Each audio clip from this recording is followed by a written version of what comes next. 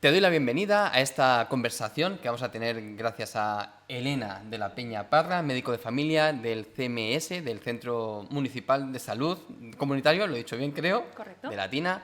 Y también estamos aquí con Mario. Muchas gracias Hola, también por estar nada, nada. aquí a aportar una voz más joven. Y nada, pues hoy la idea es hablar un poquillo, ¿no? De ahora que los datos de sanidad también nos están comentando que afortunadamente, ¿no? El tabaco está en mínimos históricos, también consumos de cannabis y demás, pero ¿no? También han aparecido, ¿no? Han aparecido también en nuestro radar, ¿no? El vapers, cachimbas, ¿no? Entonces, bueno, ya directamente, Elena, ya te empiezo a introducir, ¿no? Un poco esto, ¿no? Entonces, ¿qué está pasando realmente? Si estamos sustituyendo un problema con otro, ¿qué opinas más o menos, ¿no? Si es una nueva estrategia de la industria, así, en líneas generales, porque aunque luego igual te hacemos alguna pregunta más concreta, ¿Qué tal? ¿qué está pasando? Buenos días. Gracias por invitarme. Encantada de estar aquí con vosotros.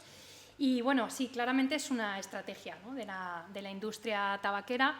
Hemos pasado de etapas históricas en las que fumaban prácticamente solo los hombres hasta luego, ya más avanzado del siglo XX, una estrategia un poco de convencimiento enfocado hacia el sector femenino, que acabó superando en consumo a los hombres a finales del siglo XX.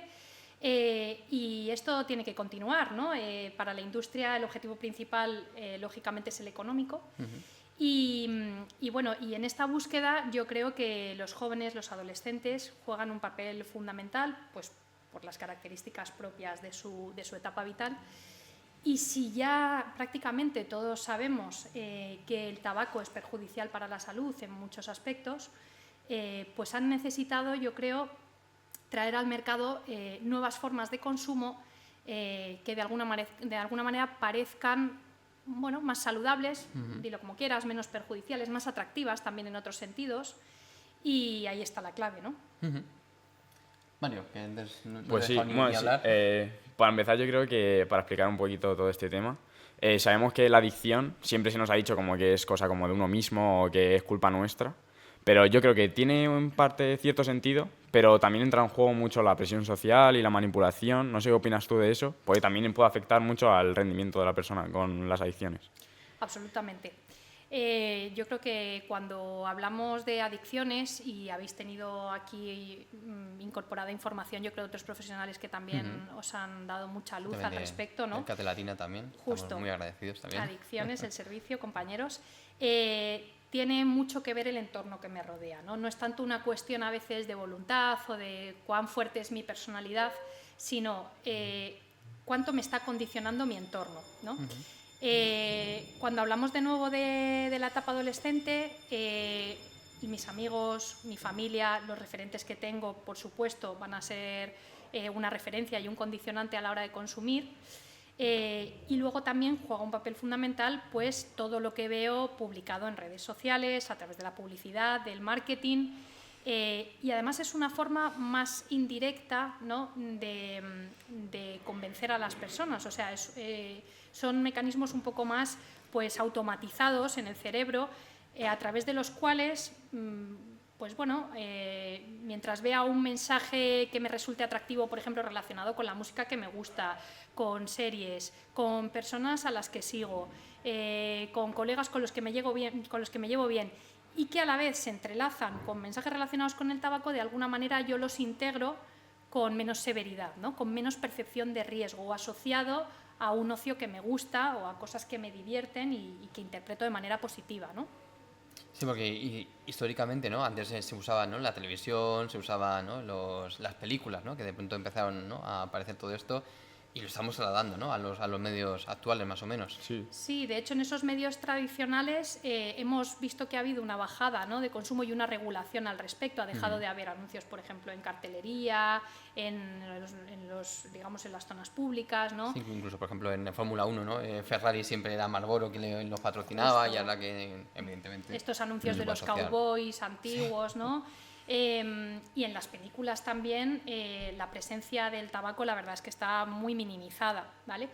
Pero está claro que está en relación con las nuevas formas de consumo de ocio de la población, ¿no? Que ahora van mucho más dirigidas a todo lo que es interactivo, online, pues eso, redes sociales.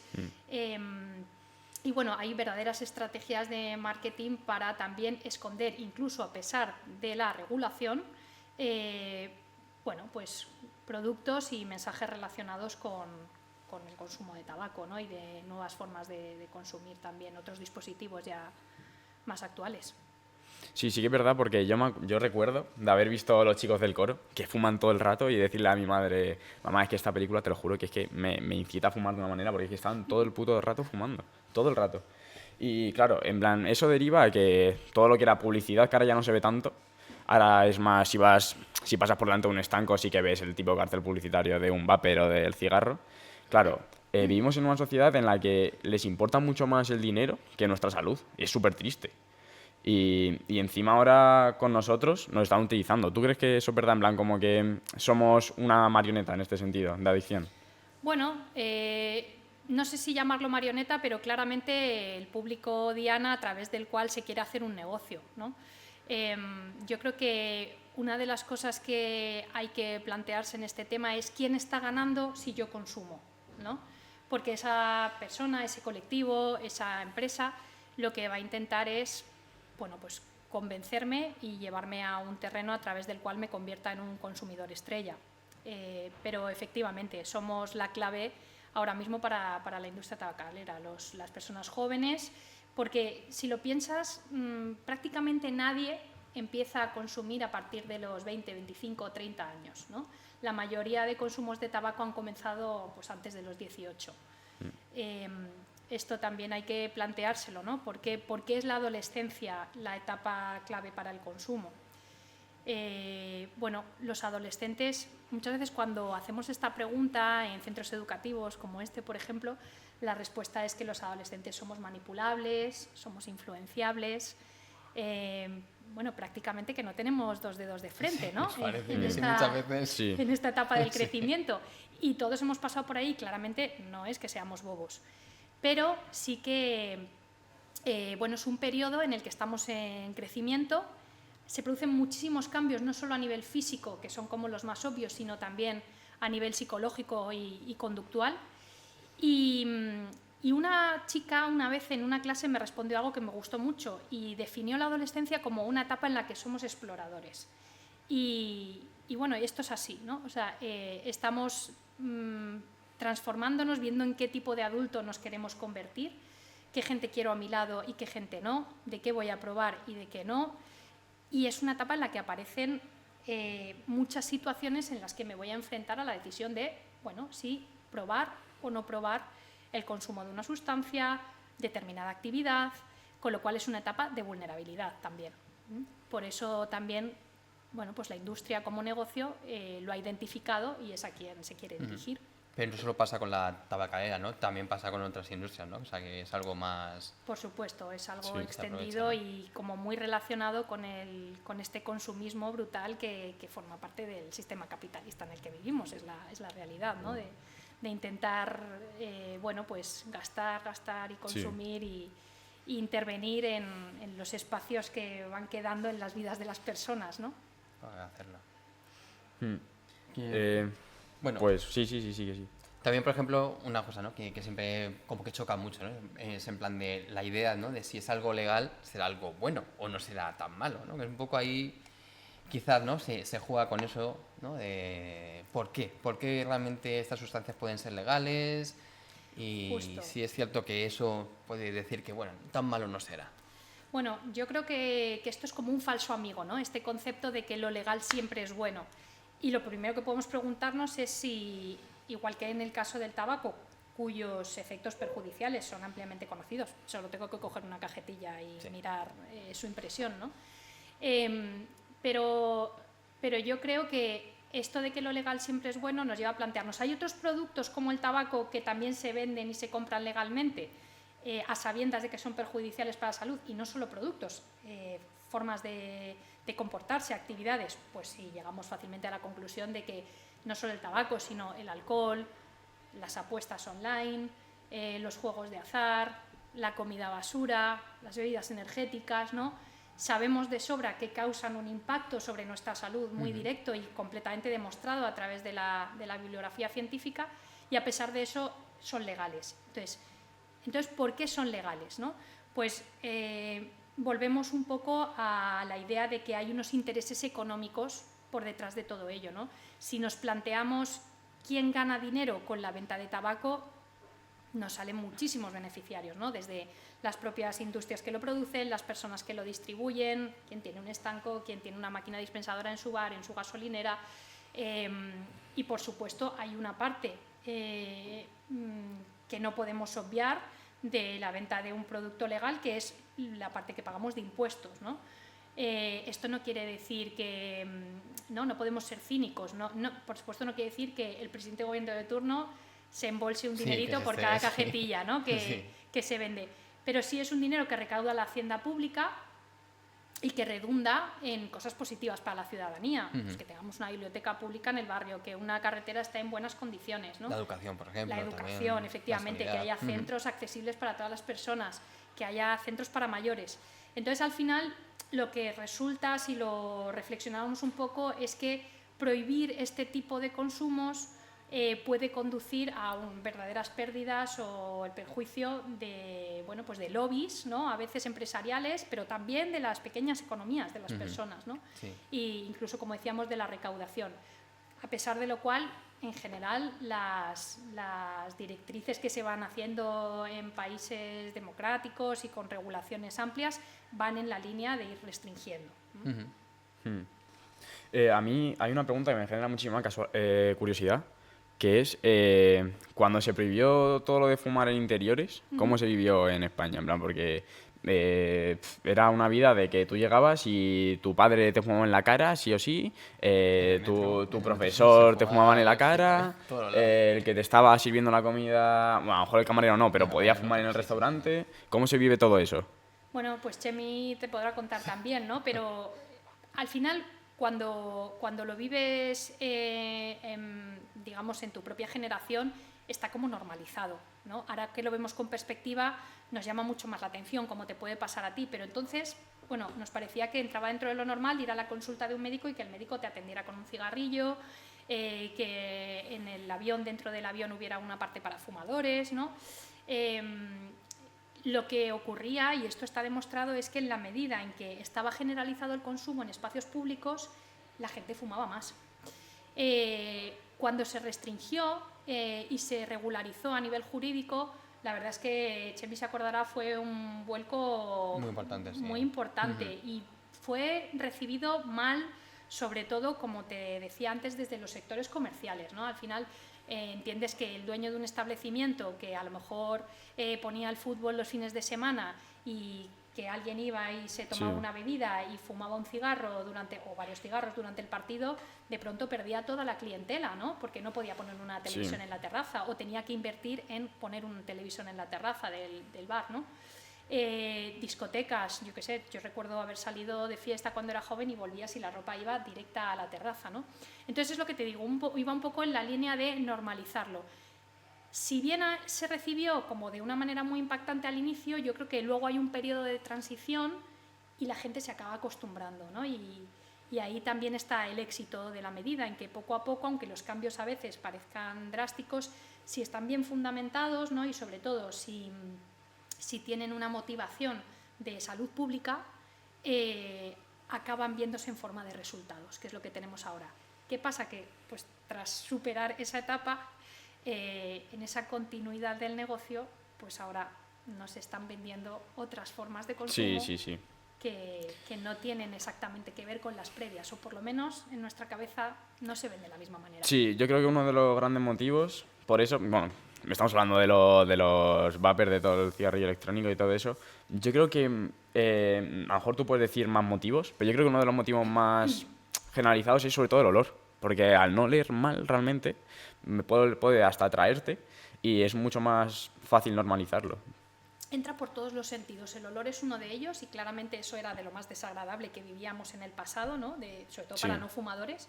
Pero claro, el vapor sobre todo se vende con una estrategia de menos percepción de riesgo.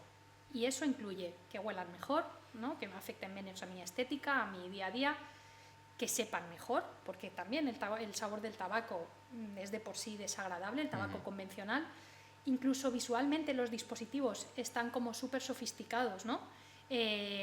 No es algo sucio, no te mancha, apenas hace ruido, puede tener una estética atractiva, incluso para los más pequeños, y esto es súper importante, ¿vale? O sea, para las poblaciones ya no adolescentes, sino infantiles, los vapers resultan, bueno, pues elementos casi de juego, ¿no? Es un juguete, sí, un juguete. Seguro los has visto pues con formas de Pikachu, con colores, con luces, ¿no?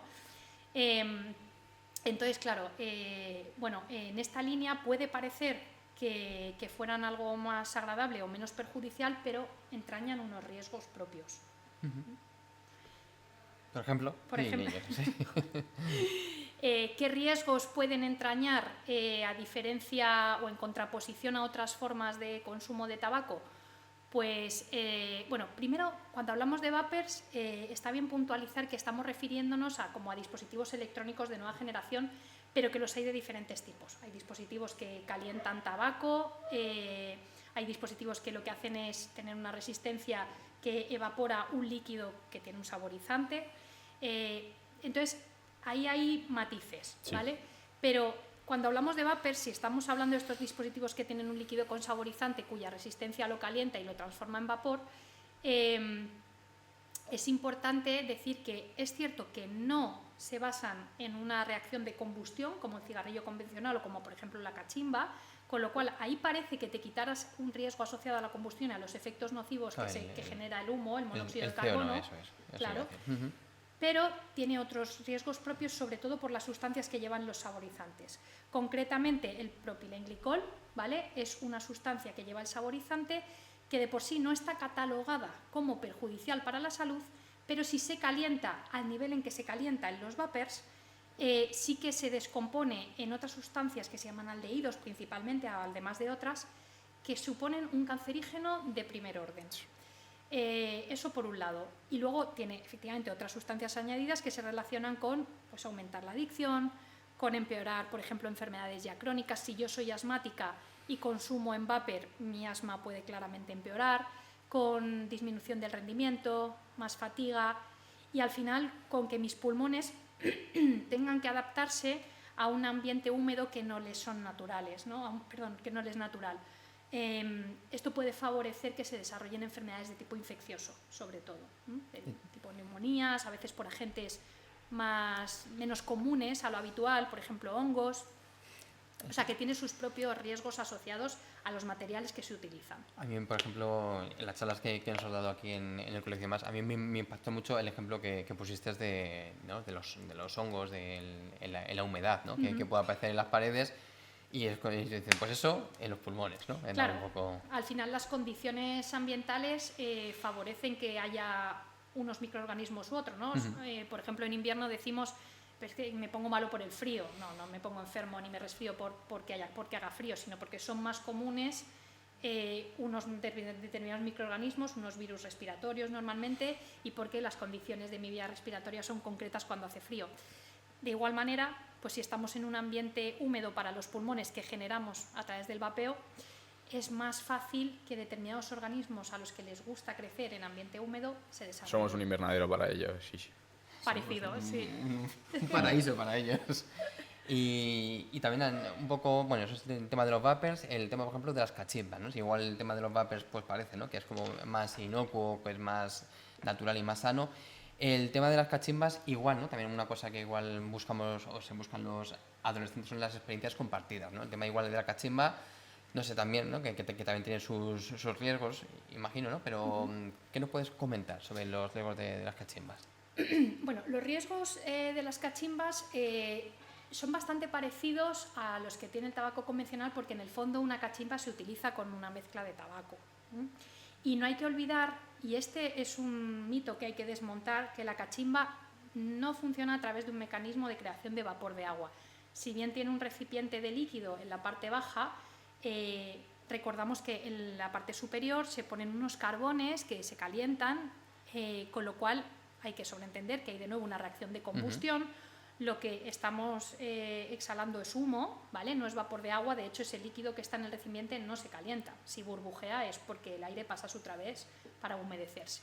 O sea, el monóxido, ¿no? Es lo que también el monóxido, con lo cual tenemos efectivamente los efectos nocivos de, por un lado, la nicotina del tabaco mezcla que se utiliza, de la combustión, y de nuevo sustancias añadidas tanto en el tabaco como en la propia estructura de la cachimba, ¿no? Metales, productos derivados de la madera, de los barnices, de las pinturas, que en el fondo también estamos consumiendo. Pero es verdad que la estrategia de la cachimba también tiene mucho que ver con esto del ocio compartido, ¿no? Y del consumo en grupo. Y también una falsa sensación de que si consumo con otras personas, en el fondo estoy consumiendo menos. Es complicado porque en la cachimba, al final, como no se trata de cigarrillos contabilizados, no llevo la cantidad, ¿no? Pero si lo calculamos, aproximadamente la cantidad de tabaco que se utiliza en una carga de cachimba podría ser equivalente aproximadamente a unos 100 cigarrillos. 100 cigarrillos, madre Claro, mía. hablamos de 5 cajetillas. Puede ser que fume una cachimba con 4, 5, 6, 10 colegas, pero en el fondo, si lo divido entre los que somos, al final estamos hablando de consumos equivalentes a 10, 15 cigarrillos en un periodo de media hora, ¿no? O sea que es preocupante. Y fíjate, a mí lo que me parece también más preocupante es como la parte más social de que el centro de nuestra diversión o de nuestro momento en común sea un aparato. O sea, que quedemos en vez de, pues, para pasarlo bien, para charlar, para bailar, para hacer deporte, para divertirnos, estemos ahí como adorando a un elemento Central, además, sí, exacto. a través del cual gira todo, ¿no? Y que además va a excluir de esa modalidad de ocio, de ese plan, a cualquier persona que no vaya a formar parte de ese comportamiento, ¿no? De ese consumo. Además también me llama mucho también la atención, ¿no? Lo que nos comentaste también en clase, el tema de que aunque quites la boquilla, ¿no? Todos los microorganismos que hay dentro, eso realmente no se suele limpiar, ¿no? Claro, si volvemos un poco a la parte microscópica que muchas veces se nos olvida, No se ve, claro.